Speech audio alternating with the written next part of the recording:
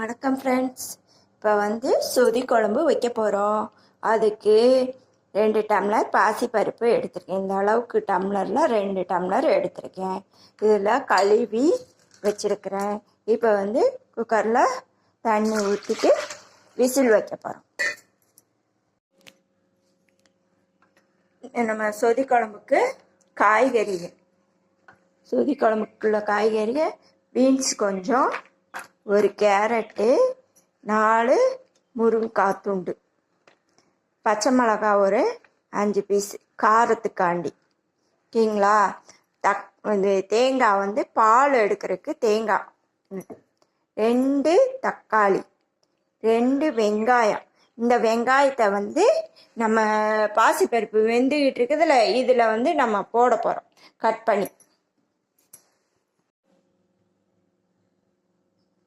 இப்போ தேங்காய் சில்லு எடுத்து வச்சுருக்கிறேன். இதை தக்காளியும் அந்த பச்சை மிளகாவும் மிக்சியில் அரைக்கிறதுக்கு வச்சுருக்கிறேன். இது காய் கட் பண்ணி வச்சுருக்கிறேன். இப்போ தண்ணி வச்சுருக்கிறேன். அடுப்பு பற்ற வச்சு இதில் மஞ்சத்தூள் கொஞ்சோண்டு போட்டுக்கோங்க தண்ணியில். இந்த காயை அலசி வச்சுருக்கோம்ல, இந்த காயை இதில் போட்டுறணும். இந்த காய் கொஞ்சம் வேகட்டும்.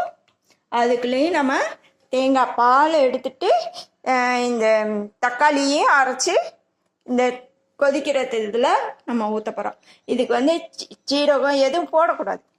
அப்படியே பச்சை மிளகாய், காரத்துக்கு தக்காளி, இதை அரைச்சி ஊற்றினா போதும்.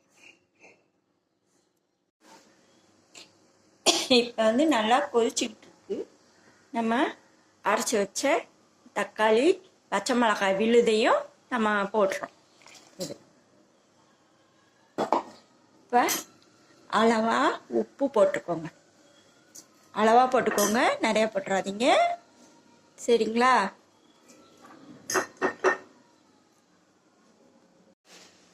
இப்போ பாசிப்பருப்பும் வெங்காயமும் சேர்த்து வேக வச்சுருந்தோம்ல, அதை இதில் ஊற்ற.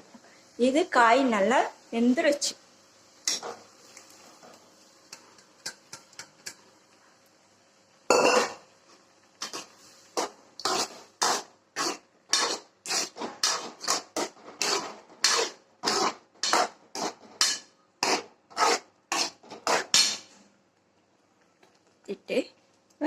தேங்காய் பாலை ஊற்றுறேன்.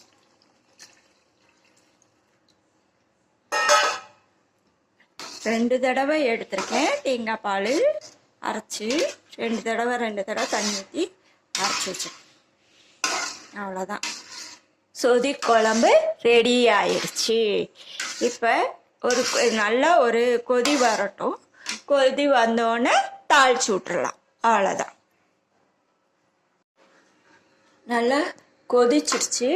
இப்போ இதுக்கு தாளிச்சு விட போகிறோம். இதுக்கு தாளிக்கிறதுக்கு கடுகு பருப்பு, பெருங்காயத்தூள், 2 வரமிளகாய் கிள்ளி போட்டிருக்கேன். இப்போ இதில் ஊற்ற போகிறேன். ஊற்றிட்டு கிண்டிட்டோம்னா முடிஞ்சிச்சு. அடுத்து இதுக்கு தொட்டுக்க உருளைக்கிழங்கு, வெங்காயம் வெட்டி வச்சுருக்கேன், உருளைக்கிழங்கு வெட்டி வச்சுருக்கிறேன். இதை தாளிச்சு விட போகிறேன் இதுக்கு தொட்டுக்க.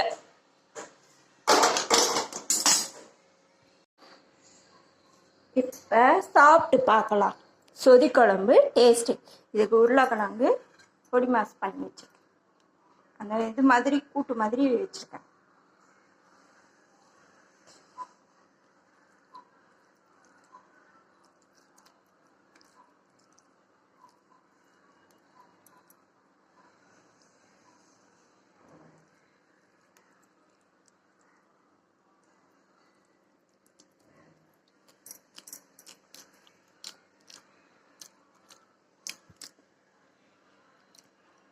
சூப்பராக இருக்கு.